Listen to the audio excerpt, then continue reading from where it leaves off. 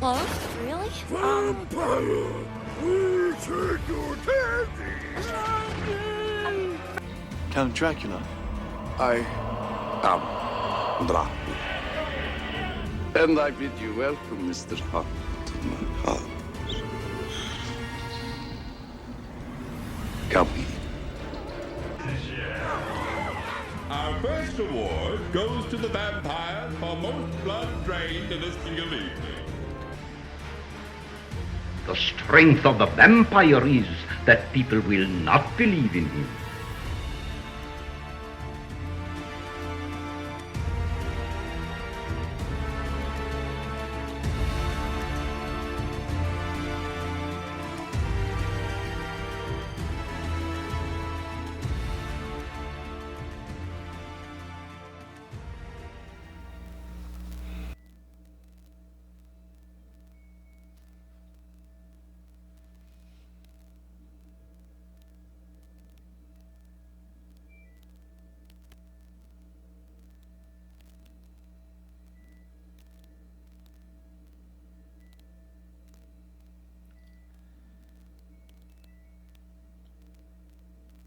Good afternoon, YouTube.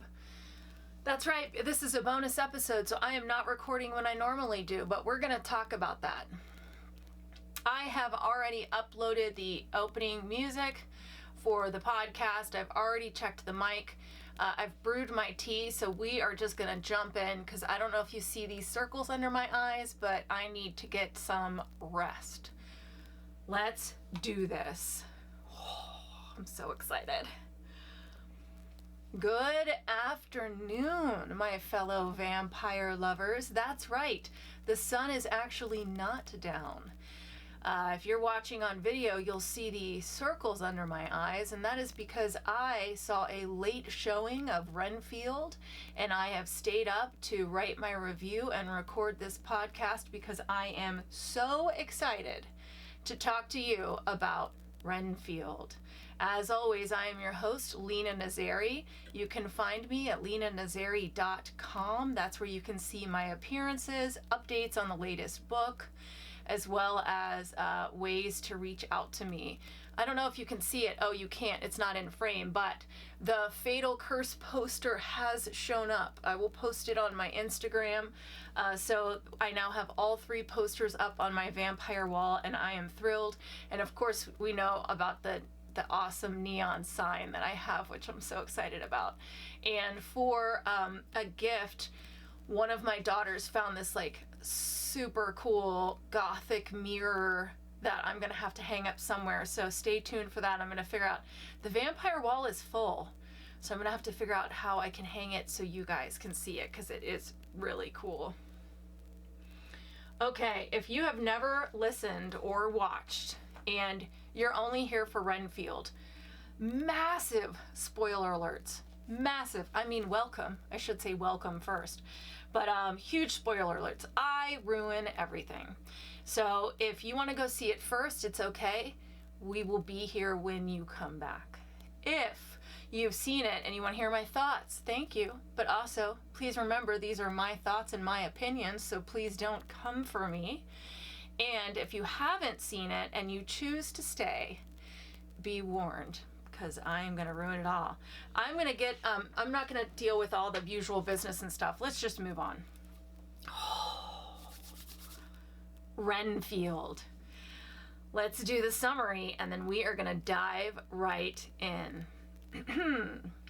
In the early 20th century, Transylvanian vampire Count Dracula meets English lawyer R.M. Renfield. Renfield hopes to broker a deal for some land, but ends up becoming Dracula's familiar. After killing Renfield and being killed himself by Van Helsing, Dracula reforms himself and elects to resurrect Renfield to continue serving as his servant. 90 years later, Renfield relies on the superhuman strength and agelessness Dracula gave him through regularly eating bugs. Dracula has recently had a close call with some vampire hunters who almost killed him, so the duo moved to New Orleans to recuperate. There, Renfield discovers a 12-step self-help group for persons in codependent relationships and plans to hunt out the group's abusive lovers so he can kill and give to Dracula to feast on without feeling remorse. On following one to the warehouse with stolen drugs, Renfield is confronted by several criminals before they are all attacked by an assassin hired by the rival Lobo crime family. After killing the assassin, Renfield unsuccessfully attempts to hunt down the man who hired him, Teddy Lobo, who drives off in a hurry, and a weakened Renfield drags the corpses back to Dracula's lair in the basement of the dilapidated charity hospital. Teddy runs into a sobriety checkpoint that is run by Rebecca Quincy, a second-generation police officer who arrests Teddy after he hurls bricks of cocaine at her police. At the police station, Teddy is released from custody by corrupt police officers while Rebecca has a confrontation with her sister Kate. There's Kate again, an FBI agent. Dracula tells Renfield that the criminals he has brought as food are insufficient and that the vampire desires the blood of someone who is pure and innocent instead. Renfield goes to a restaurant to abduct commoners while Rebecca is also there, led by clues from the crime scene. The two are caught in an attack on Rebecca's life that Teddy has been pressured into making so that the fierce reputation of the Lobos will be re-established. Instead, Renfield and Rebecca defend themselves, killing several gang members and leading Teddy to escape. Teddy's mother, Bella Francesca, orders him to hunt down the man who killed her foot soldiers, and he ends up encountering Dracula while Renfield is away. The two agree to form an alliance while Renfield has taken to heart the teachings of his self-help group and decides to make a life for himself apart from his master. Setting up an apartment and changing his attitude to one of helpfulness, Renfield gives a statement to the police to help them to try and finally stop the Lobos. However, Dracula learns of Renfield's betrayal and slaughters the support group members in front of his former minion.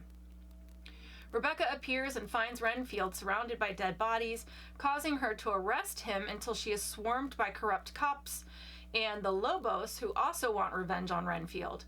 Rebecca refuses to hand Renfield over and she barely escapes with him. The next morning, Rebecca finds that Renfield has saved her life and he explains his true origin while confirming that he wants to reform himself. The two fight through a group of corrupt police officers and decide to storm the Lobos' headquarters, only to find that Dracula has empowered over half a dozen gang members to have all of Renfield's supernatural abilities, including Teddy. After a fight, Renfield kills Teddy. Rebecca heads to stop Dracula, only to find that Kate is beaten to near death, and only the healing properties of Dracula's blood can save her, which he offers in exchange for Rebecca's loyalty. She tricks Dracula, leading to him having a final standoff with Renfield and Rebecca that ends with the two collaborating to capture him in a magic circle. Renfield and Rebecca beat Dracula into pieces, capturing his healing blood, dividing up the bits of his corpse into pieces of concrete that they scatter across the water system, either finally destroying the vampire or at least making it very hard for him to reform his body. Renfield later resurrects his self-help group, friends, with him feeling empowered to make a new life for himself. I gotta have a sip. That is Renfield. Oh, by the way, of course, because we're talking about Dracula, the vampire tea I'm drinking tonight is Brides of the Damned. I mean, come on. Dracula's brides. I have to drink Brides of the Damned. But that's what I'm drinking tonight. Okay, let's break it down. Vampire crossovers, as well as a little bit of trivia. So we have some crossovers. I'm sure you guys already know. Nick Cage, of course, is playing Dracula and, of course, was in Vampire's Kiss, which we just recently did. And also, I didn't know, was a producer for Shadow of the Vampire. He's one of the big reasons that movie even got made, which is amazing. And I didn't know that Nicolas Cage, when he started his career, had 3 people he desperately wanted to play, and Dracula was one of them. So good for you, Nick. You got it. You got to do it. Another crossover, in the beginning there is a priest who is coming after Dracula, and that was William Ragsdale, who played Charlie Brewster in the original Fright Night. So that was pretty cool. We have some vampiric references. The cop who befriends Renfield, her name is Rebecca Quincy. And if you've read the novel, you'll know, or seen Bram Stoker's Dracula, you know that Quincy is one of the characters from the novel. As well as the, I think it's the sergeant or the captain, whatever, the police captain, is his last name is Browning, and Ted Browning was the director of the original 1931 Dracula, so that was a cool crossover.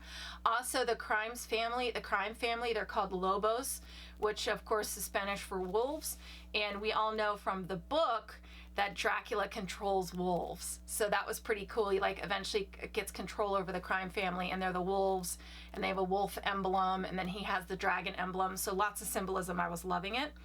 And then there is a song from My Chemical Romance that is used, and if you don't know how they tie into vampires, don't worry, because this fall we're going to do an episode completely on My Chemical Romance, so watch out for that. Relationship to humans. Obviously, humans are food to Dracula. We all know that. Most humans know of Dracula. They know the name Dracula. However, they don't think he's real until they come face to face with him. And of course, in this world, this is the whole point of this whole thing, he can turn humans into familiars.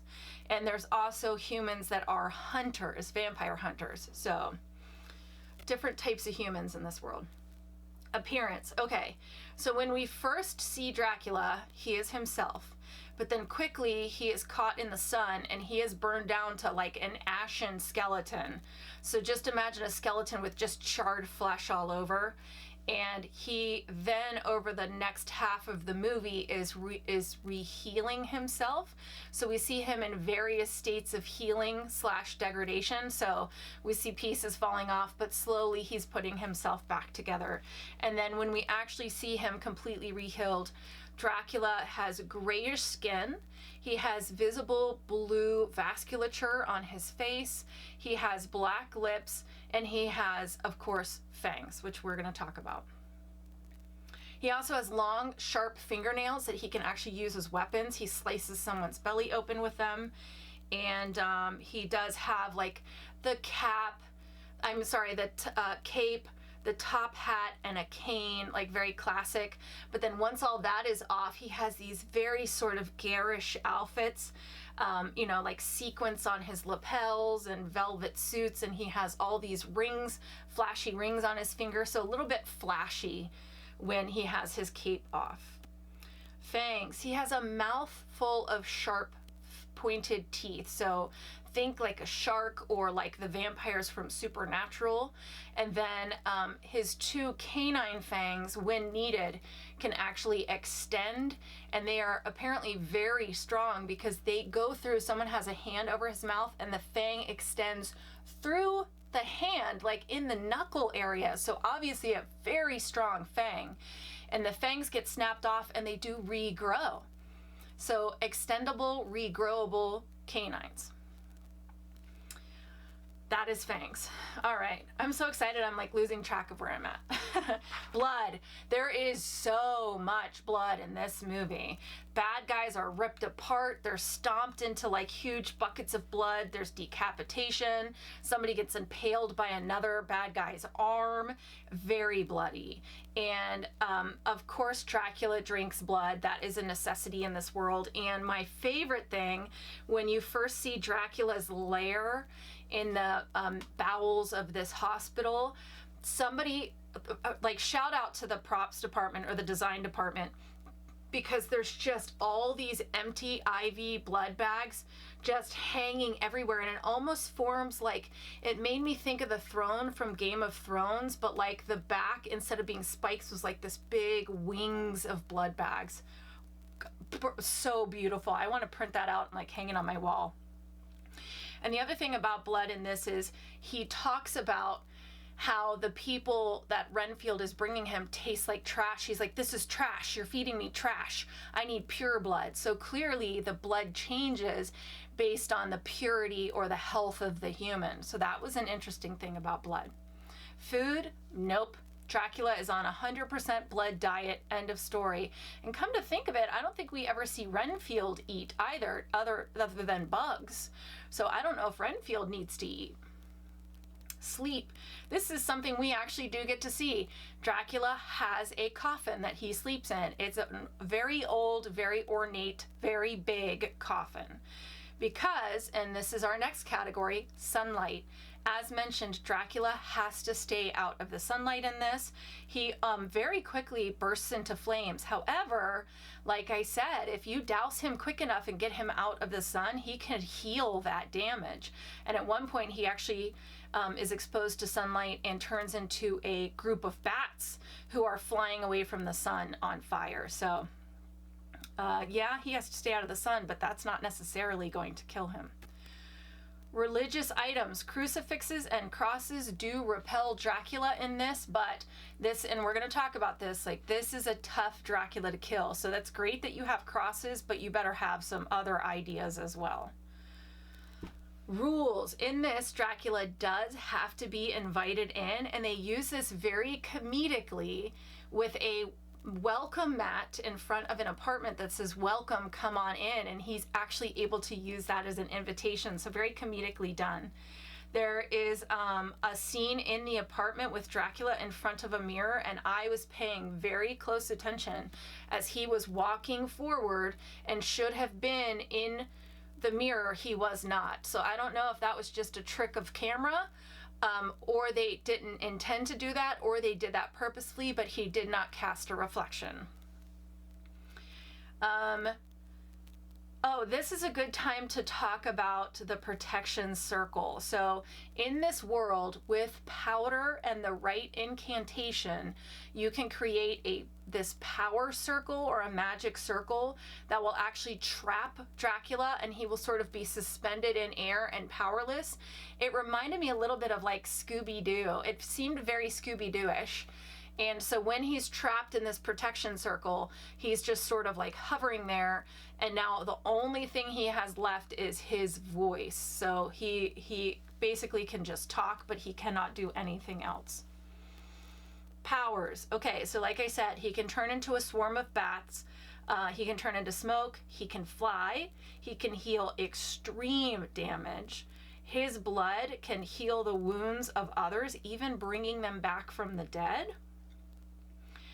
He's very strong, he's very fast, and at one point he speaks into Renfield's mind, and it almost seems like he can either read Renfield's thoughts or can actually see through Renfield's eyes. It doesn't look like he's doing that all the time, but it looks like he's able to sort of tap into that, and he knows what your greatest desires and your biggest fears are. So that's actually a very good power to have, and we are going to talk about that. How are they made? We never actually hear in this version how Dracula was created. We do know, however, that he can create familiars. We don't see the process by which he creates familiars, but we know once created, they share a portion of his power, and they become very strong and agile and obviously live for a very long time, as Renfield has been with Dracula since the events of the novel. So we're talking late 1800s. Renfield has been with Dracula, and it looks exactly the same. So obviously he shares some of his immortality as well. How do they die? So when they're preparing to go against Dracula, Renfield says, you know, have some wooden stakes, have some crucifixes. So I assume that means wooden stakes would work. However, they don't use that. The sun causes him to burst into flames, but like I said, if you shield him quickly enough, he can heal. And Renfield even says, there's so much out there about how to kill a vampire, I really don't know what works. And I thought that was fantastic because it's so much more realistic than just saying, boom, boom, boom, these are the three things. In reality, there's so much out there that if you came up against a vampire right now, you would sort of almost be paralyzed by the amount of options and not truly knowing what is going to work. So they end up chopping him into very, very small pieces, putting those pieces into ice cube trays, pouring cement over those ice cube trays, waiting till it hardens, and then taking all those tiny pieces of cement with pieces of Dracula and throwing it into a sewer, so it's now going to be dispersed throughout the city and into the water. So they even say, we don't know if this killed him, but it will definitely make it very hard for him to come back. Ooh, that's a tough Dracula to kill. Heartbeat and breathing. This is actually never addressed. However, if we're going with OG Dracula, which is, they used a lot of stuff from the novel, we are going to assume there is no heartbeat, and I feel confident saying that. Are they good or are they bad? It's only the one vampire in this, obviously, but it is the OG vampire. He is not your seductive, I just want to be loved and understood, I feel lonely kind of Dracula. This Dracula is 100% the bad guy. If you cross him and you live, he will murder everyone you've ever cared about and leave you to suffer until he does finally kill you. Tropes I love and tropes I hate. Okay. Tropes I love. We've talked about this. Vampires in the modern day. I want to see how is a vampire going to live and exist in this modern day where it is not easy to hide. It's not easy to get victims. So I love that trope, and it's done very, very well in this movie. The abandoned hospital trope. Listen, abandoned hospital, abandoned asylum, I am here for it. I love that they used an abandoned hospital for Dracula's respite, his lair. I'm here for any abandoned hospital, abandoned asylum trope. I myself I've done ghost hunts in those, and I'm here for it. And this one is not vampire specific, but the bumbling heir to the massive crime family, I always love that. And I think his name is Ben Schwartz, plays the crime boss's son in this, and he's so good. I'm here for that trope. I love it. Now, this leads me into a trope that I hate. And again, it's not specific to vampires, but the crime family that inexplicably has taken over in a city and has infiltrated law enforcement. I'm like, okay. I know it's New Orleans. I know a lot flies down there, but come on. She did great, though, the mom. She's an Iranian actress who I absolutely love. You guys know I love when Persians are in films. And she is just fabulous, and she is so good. I would love if this came back, if they found a way to have Dracula reform and then reattach with Bella Francesca and get her out of get her out of prison. I would watch a whole movie with just those two. Okay, everybody's favorite, the ratings. Sorry, I need some tea. So this movie really is about the familiar. However, this is a vampire podcast, so we are rating the vampire. Let's do this. How scary or evil is this version of Dracula? He is fast, he is strong, he is powerful, he is old, he is very, very hard to kill. He can mess with your minds, he can turn your friends and family against you, he can turn into bats or smoke. In fact, he turned into smoke, went into some dude's mouth, and blew him up from the inside. The real danger, however, is Dracula's ability to manipulate you. This is what makes him very, very dangerous. He knows exactly what to say to either pull you in or utterly destroy you. The things that he says to Renfield after Renfield has betrayed him is brutal and heartbreaking. That is what is really evil about this Dracula. He slaughters an entire self-help group just to hurt Renfield for betraying him. He is bound by the sun, so we do have to take that into account. And he does have to be invited in. So I do have to pull a point away for each of those. However, he can heal that sun damage. So yes, he's bound by the sun, but it's not so much of an issue that it's definitely going to kill him. So you can get him into a room full of sun, but he's going to just turn into bats and fly away and then heal that damage, and then you are effed because you are now on Dracula's list. So he gets half a point back because he can heal that damage.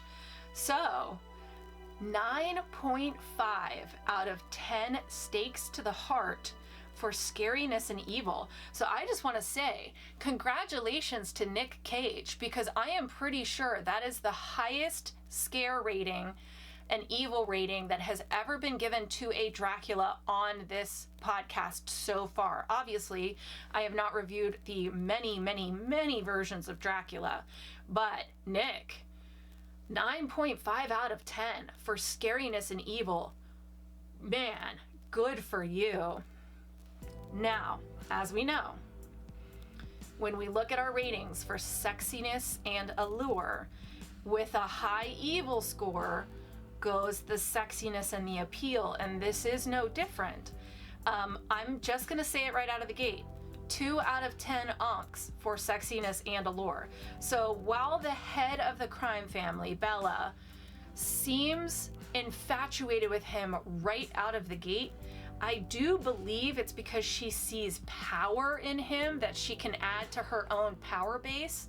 So it's not necessarily like a sexual attraction. I think it's a power attraction. However, that is allure in its own right.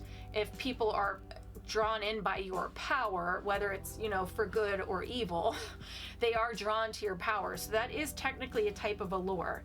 And of course, he gets the honorary vamp point. So there's his 2. But here's the thing. This Dracula does not care about sex. I'm just going to tell you that. We never see him mention anything but his need for blood. We see him slaughter, devour, leave piles of bodies behind. He will rip out your throat before you have had a chance to use your best pickup line. So you might as well just let that go. He isn't visually appealing either. He's actually bordering on kind of repulsing you, which is the exact opposite of allure. I actually cringed a little when Quincy went to hug him to trick him into getting into the sunlight, because my thought was oh God, I cannot imagine he feels good to lean up against. So listen, Nick Cage, I adore you. I love you, okay? But I have to stay true to the ratings. 2 out of 10 unks for sexiness and allure for the Dracula of Renfield. My thoughts. I think I've made it utterly clear that I enjoyed this. You've heard me say it so many times. Can we please get creative with our vampire material, and why do we keep rehashing Dracula? This movie is the right way to use old material. They integrate scenes from the 1931 Dracula with Nicholas Hoult and Nicolas Cage superimposed, which was fantastic.